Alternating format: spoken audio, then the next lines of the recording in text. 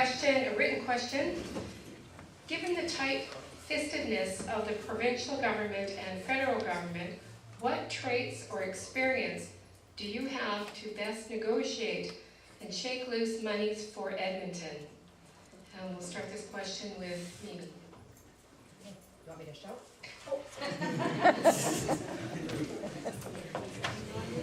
Thanks. Well, I raised two really large men all by myself and managed to hone my negotiation skills quite well with those boys. And aside from that, professionally, I have been a union negotiator and sat at the table with a very large multinational corporation and done quite well. I very much believe it's something I learned from a man named Neil Reimer, and I knew him from his activity in my union, CEP, but you would know him as Jan Reimer's dad. And he said to me, they'll call you every name in the book, they'll spit at you, but if you come armed, you'll walk out with your head high. And by that he meant, do your research, stick to the facts, don't make it personal. And that's how I have guided the way I've worked professionally as a journalist. I seek out the opinions that don't jive with mine first. I find the best arguers on the other side, because my mind might change, or at least it'll prepare me to go to battle a little bit more. So one thing I will do is make sure that the most vulnerable people in our city are not affected. We are going to see cutbacks provincially and federally. We were getting them before the flood. So I can't imagine what this next budget's going to look like, and the city and the citizens in it are going to hurt. So I can commit to making sure that folks who rely on services to the most vulnerable won't be impacted. They always are, but I'll make sure I'm a strong voice and try to prevent it from happening.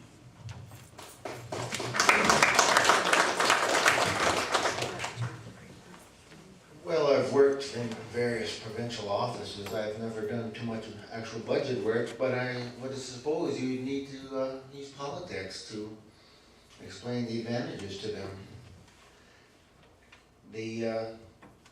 Every little department wants to build its own little empire, and you have to explain how giving people what they want will help them out. This is the major concern of most bureaucrats I've found in my career in politics or in government. And that's a short answer. I suppose that's it.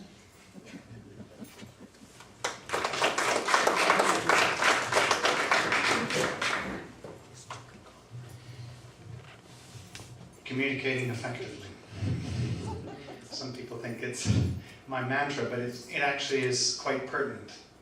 If you want anything done, and that means providing a case for funding from some other level of government, you better be very able to influence and communicate people to whom you're speaking, which includes building a relationship, which includes proactively marketing your situation so that they understand beforehand what you're doing, which means you need to communicate really well between constituents, different groups of people, and other levels of government well beforehand.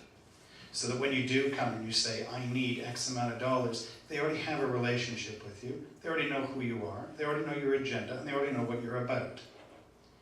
So my answer is, you start that from day one. So that's something that I intend to do.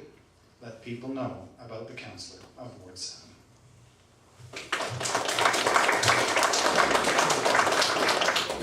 There was a time at the beginning of my school board career when I had a notion of when you wanted something from the government, you can engage in either soft advocacy or hard advocacy. Soft advocacy I defined as writing respectful letters to the government who would respond, but most of the time be unresponsive to your requests. Hard advocacy was you played the game in the political arena. You made statements, you engaged the public, you really challenged the government in their tender spot, which is their ability to secure electoral support at election time.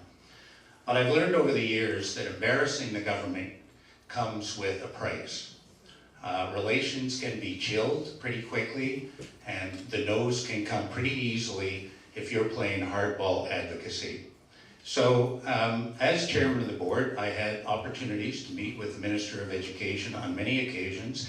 As chairman of the Edmonton Public School Board for 2 years, I worked with the provincial school board organization and constructed advocacy messages about the need for appropriate, sustainable, and adequate funding. Now, we haven't got there yet, but my view on the best return for your dollar in terms of asking for increased funding is you have to be persistent, you have to be reasoned, and you have to be respectful, and you will make some gains.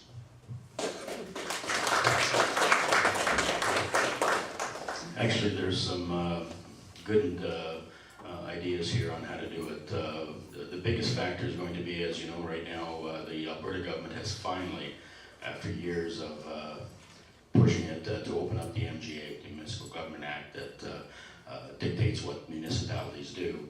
And they've come to that realization now that they have to speak to an Edmonton and to a Calgary because we are different than other municipalities in the province.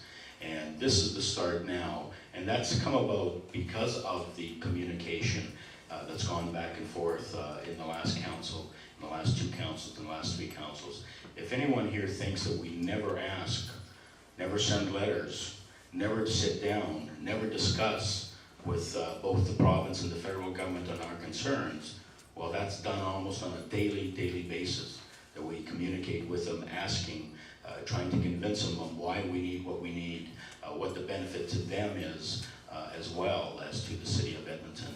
And that is an ongoing circumstances. Positive relationships are the key to it.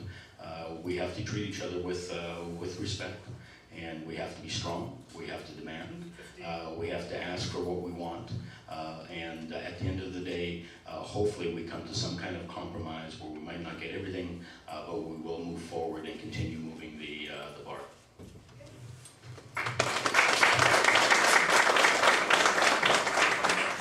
Thank you very much.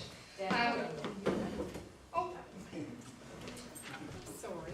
He gets 10 points for being forgotten, mate. That's I'm a big guy. I learned quite early in life that muscle won't get you anything done. However, if you have dazzle or interest yourself with philosophy, you come to realize the power of reason. And this is not merely reasoning, this is tactical reason. And I'm not only able to reason and research and give alternatives, I also believe that there is a limit to what I can do. And that actually is the strongest point in this equation, where after I have surmised every part and parcel of my effort, I will let you know. By doing that, if nothing is done, you will know that I gave my all. And I think that is noble and the best way to deal with any negotiation. And I think with reason, we might never get to me telling you that I could not get the province to give you what you need. Thank you.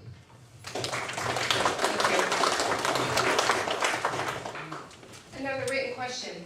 For each candidate, what is your priority? Taxes, potholes, crime, future outlook, or LRT?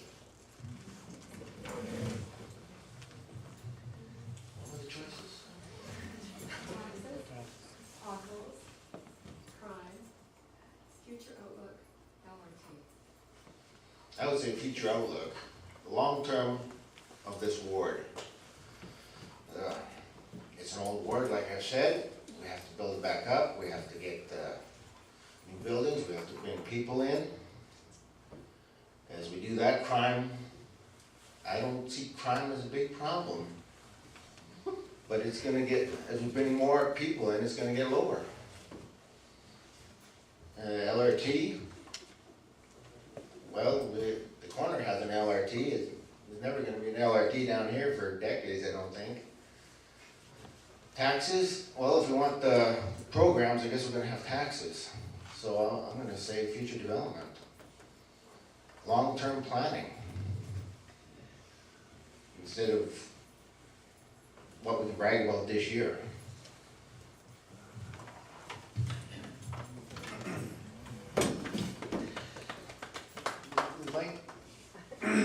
Like Terry, the future outlook is, I think, my primary issue, but it's focused on us. The future outlook on our wards is very much due to promoting and marketing this area so that people want to come back in here.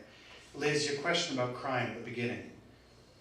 One of the best ways to solve the type of crime that we see in a lot of our communities, we're very lucky, actually. We don't have a widespread angle of really, really violent crime. We don't have murders all over the place. What we have is we've got a lot of break and enters. We've got a lot of drug use and violence associated with that. These are crimes of people who are vulnerable most of the time, and they come into our areas because the places are rented and you know, you have social housing that's in these areas, and they don't have role models and they don't have outlook. When you bring the attention of the brilliant things that this ward has for a large quantity of diverse groups of people, these people for crime now have an outlook and role models that they can use. There's more ways to focus on their problems and having those actually addressed and dealt with.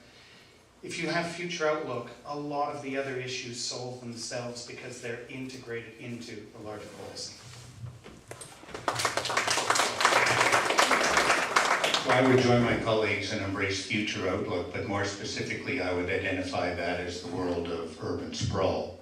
Council has never undertaken a thorough analysis on the costs of sprawl. CTV had a news item a year ago identifying the cost of sprawl as $1.2 billion. Now, I don't know whether that's an accurate figure, but the reality is council has never fully analyzed the cost of sprawl. If we address sprawl, clearly there are costs associated with sprawl. Councillors have shared with us regularly that new developments are not fully funded by the tax dollars generated in those new developments. So how much is sprawl costing us? How much money can we save if we start focusing on revitalization of mature communities? How many more eyes in the street and more families living in mature communities can we create if we prioritize revitalizing mature communities rather than building new ones? How much money can we release to address our infrastructure needs? How much more effective can we be in protecting our prime agricultural land? I see the obligation and opportunity in responding to sprawl as having huge potential to positively impact our lives in a variety of areas. And that's my focus when it comes to future outlook.